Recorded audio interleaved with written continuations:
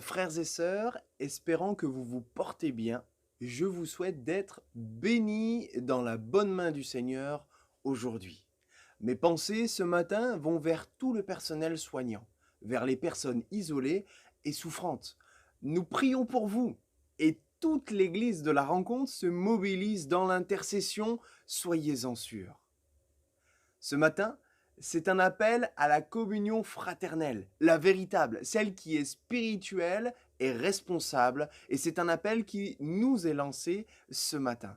Dans sa parole, Dieu encourage son Église au travers de plusieurs exemples ou images comme le corps, l'édifice ou l'épouse, voyant un ensemble constitué. Aujourd'hui, j'aimerais pouvoir lire dans Colossiens chapitre 3 versets 16 à 17.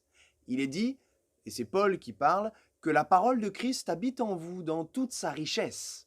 Instruisez-vous et avertissez-vous les uns les autres en toute sagesse, par des psaumes, par des hymnes, par des cantiques spirituels. Chantez pour le Seigneur de tout votre cœur sous l'inspiration de la grâce.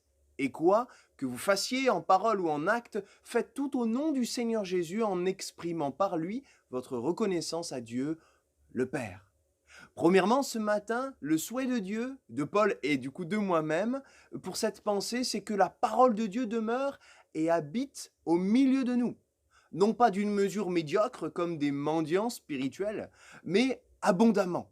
D'autres versions traduisent abondamment par richesse, ou soyez voilà, riches.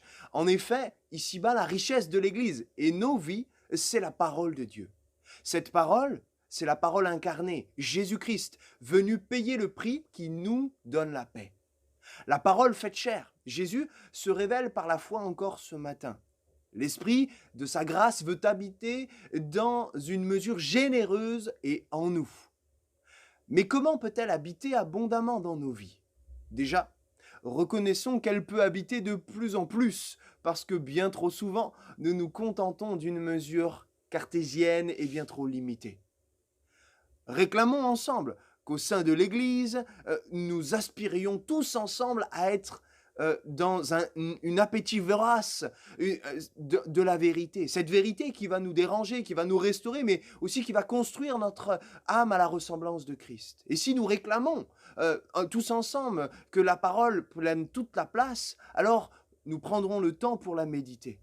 Nous pourrons aussi, en passant ce temps, laisser la parole de Dieu nous pénétrer et ainsi abonder dans sa parole, à inspirer nos voix, nos sentiments. Nous prions et nous, à être dans l'obéissance et la soumission à sa parole. Deuxièmement, ce matin, Paul nous dit « Instruisez-vous et avertissez-vous les uns les autres en toute sagesse ». Les uns les autres, dans la Bible, c'est une expression qui parle de l'Église. Sur la base de sa parole et seulement dans un même esprit, Dieu nous donne la responsabilité de veiller les uns sur les autres. C'est pour faire suite aux 2 premiers épisodes de la série Un même esprit que vous avez le mardi soir. Je m'insère par ce mot pour aujourd'hui et prête la main à Jean-Emmanuel Morin d'Albertville qui aura la charge de clôturer ce thème. Je disais donc que Dieu nous donne par son esprit et sa parole de nous encourager, de nous instruire, de nous bénir, mais aussi de nous avertir et de nous reprendre. Le mot sagesse, ici, est indissociable de cette responsabilité. Dieu nous demande, et c'est là l'appel du Seigneur ce matin, à ne pas être des chrétiens passifs, spectateurs et consommateurs de prédications sur l'édification de l'Église, mais à y prendre part. En toute sagesse, je ne parle pas ici de la prédication, mais de l'exhortation mutuelle que nous devons avec responsabilité et dévotion pour le Seigneur et le corps de Christ. En toute sagesse, toujours, Dieu nous invite à d'abord encourager avant d'avertir. Il y a un ordre. Oui, faisant partie du corps de Christ, nous avons pour premier commandement d'aimer Dieu et notre prochain de manière désintéressée. Si l'ordre est à respecter, la facilité serait quand même, et avouons-le, d'observer la paille dans l'œil de notre voisin. Je voudrais rectifier l'image biaisée aussi de la communion fraternelle, en agape gargantuesque seulement, ou en salutation légère, comme nous pouvons le vivre à la fin de nos réunions. Les relations qui nous unissent, qui nous lient entre frères et sœurs, nous rapprochent-elles de Dieu? Ces relations nous rapprochent-elles de Dieu? Est-ce qu'elles nous rendent meilleurs spirituellement parlant?